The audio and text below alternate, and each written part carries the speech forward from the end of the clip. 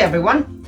Right, I wanted to do a pour today, but I didn't know what I wanted to do and I didn't know what colors I wanted to do, perhaps feeling a little bit uninspired. So I decided that because I have this Amsterdam pouring medium that I've barely used for anything, I decided to see what happens when I mix my paints with this.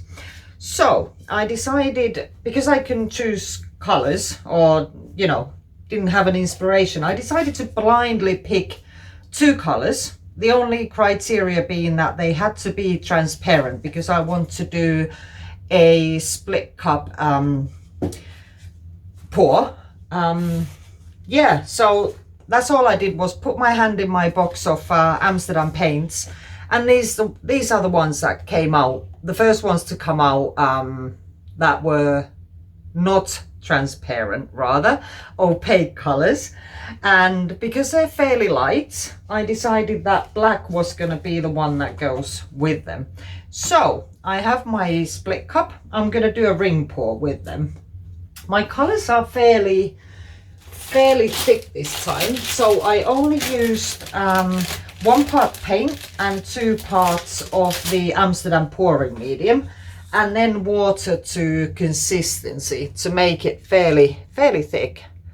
I'm not sure if you can see that, but it falls off the stick and leaves sort of like a mound on a mound.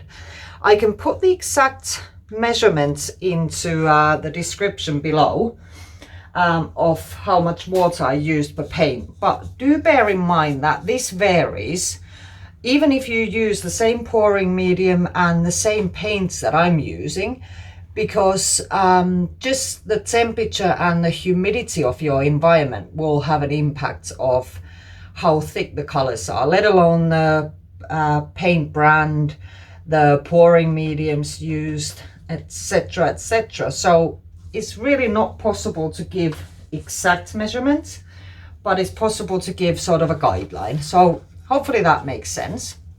So all I'm doing is putting these two colors into the side compartments of my split cup, and then the black in the middle.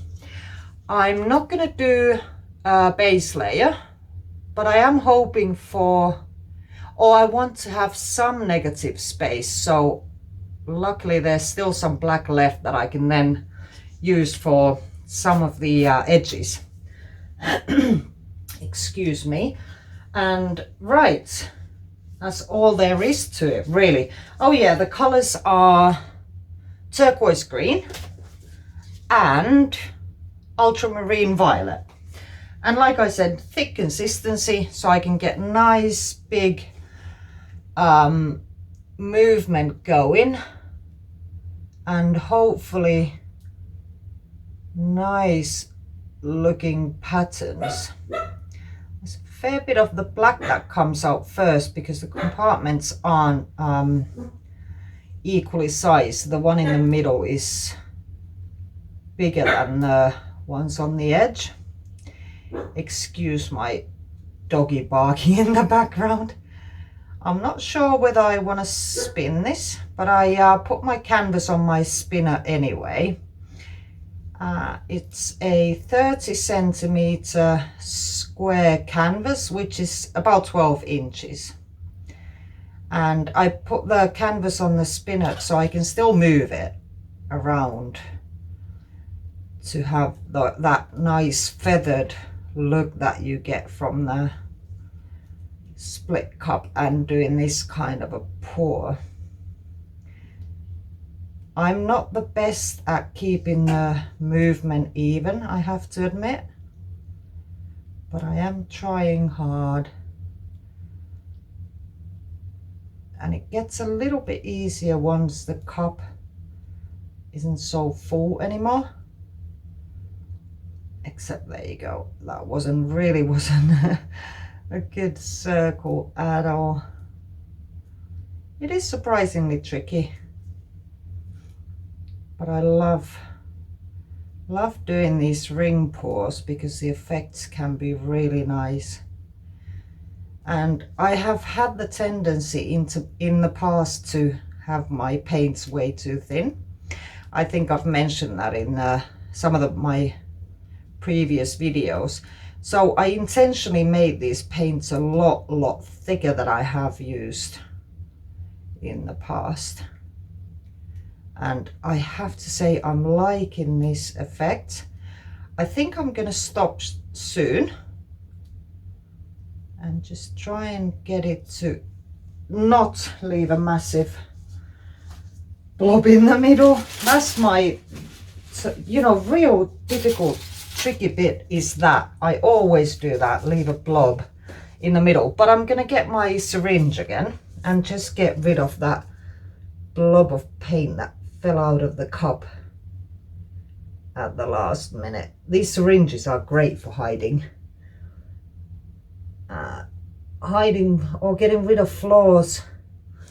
That's it. And for yeah, removing excess paint from certain types of pours. Really good for that. Right, I have some black here, so I'm just gonna spread it around the poured circle. There we go. Actually, I might spin this because the design is, or the pattern that came out of the ring pour is so nice. I might actually start spinning this instead of stretching it from side to side. I love how defined those feathered things are. As for the Amsterdam pouring medium, I really don't know if it's going to do anything special or not. I saw a video where somebody tried it. I can't remember for the life of me who it was now, but I think they were doing a swipe, and it seemed like the Amsterdam PM, you know, created absolutely insane cells, you know, like too much. But I'm not going for the swiping and the cells this time, so we'll see if anything happens with the cells and the Amsterdam. No idea. Right, so I'm just getting some of the black paint and smoothing it towards the edges, the corners especially, because once I start spinning, I want my paint to move freely towards the edges here. And the I've got this plastic box here that I like to pour in just to keep things relatively tidy.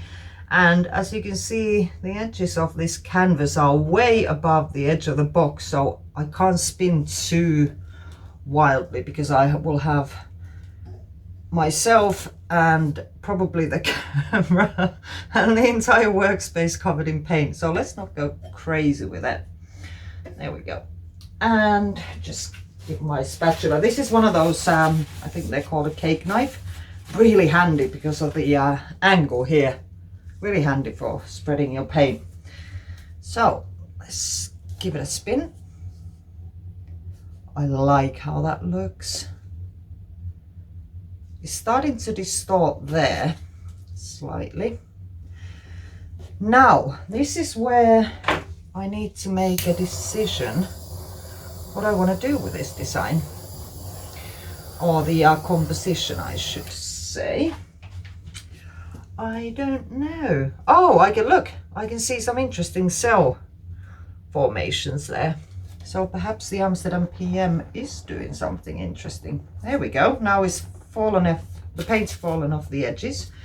Now I'm just going to go and make sure it's falling off, especially over the corners. Those can be a bit of a pain in the neck, to say it nicely, because if it doesn't go over the corners, then you might have to work really hard to get the paint to fall over them.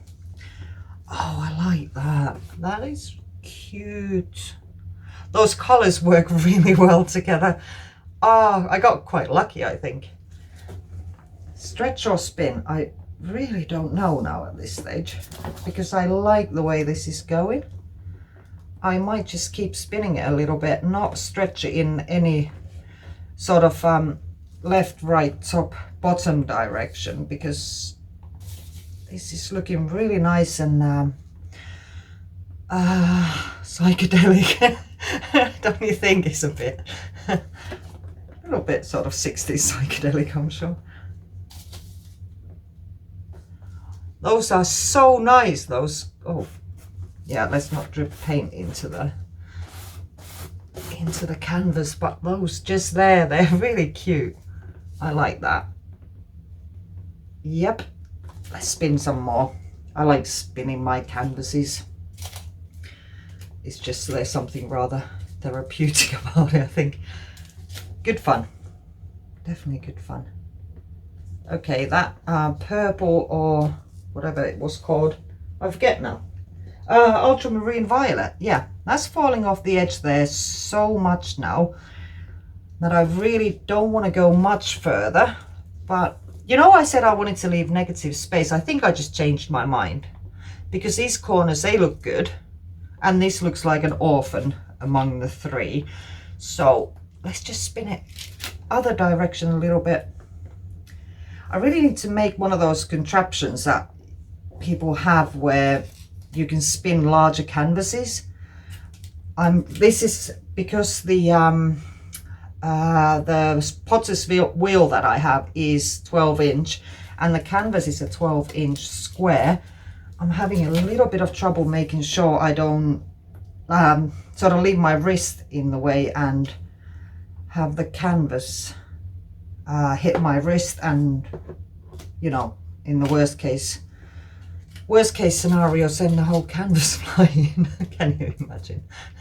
I can imagine. There have been some mishaps from time to time, but it's all part of the fun, and definitely worth it.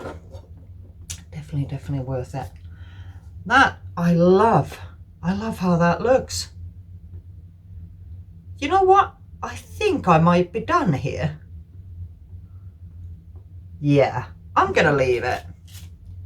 There's one sort of feather that looks really quite thick there, but I don't think I'm gonna let it bother me too much, and I'm not gonna go messing with it because, well, should have seen what happened yesterday. When I did something with a toothpick and then dropped it on the canvas. Oh dear, I'm still laughing about it because it was just, I just wish I'd seen my own face, because I bet it was hilarious. One of those, your mouth a perfect O. Right. Okay, I'm done. I honestly am done, and I'm not going to go ruin it by messing with it too much. All I want to do still is torch it. Hopefully not drop my torch in the paint. Now that I'm yet to do. Now that would be kind of funny but infuriating at the same time.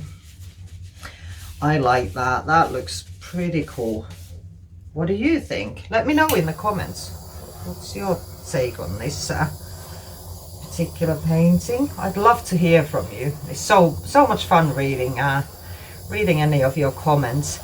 And yeah, all I'm gonna do after this torching is just wipe down the underneath the edges really well. And I might have to keep doing this for a little while, because, or you know, for a minute or two, because the paint is probably still moving from the way I poured it. Because when you pour it in that circular motion, it sort of almost gets it's hard to explain, almost like a springy movement to it, and it's going to take a little minute for the paint to stop moving and settle. Plus the spinning causes the paint to move outwards, obviously, and it doesn't stop, in my opinion, as soon as you stop spinning. So I will keep doing this just for a little minute, because if I leave the drips, first of all, it'll dry awful underneath, and it just takes too much tidying up. And also because the paint is heavy, it'll keep pulling the design down, and I like this composition as it is, and I don't want it ruined by the paint pulling it down. So there we go, that's me done. Please subscribe, like this video, that would be excellent. And if you want to see what I'm up to in the near future, or even further up in the future, hit the notification bell and you'll be notified whenever I publish a video. I will try and publish at least once a week on a Saturday morning, EST, Eastern Standard Time, but possibly on a Friday evening as well, and maybe on a Wednesday evening, depending on how much pouring and filming I do. So there we go. Thanks so much for joining me, and I look forward to seeing you next time. Bye.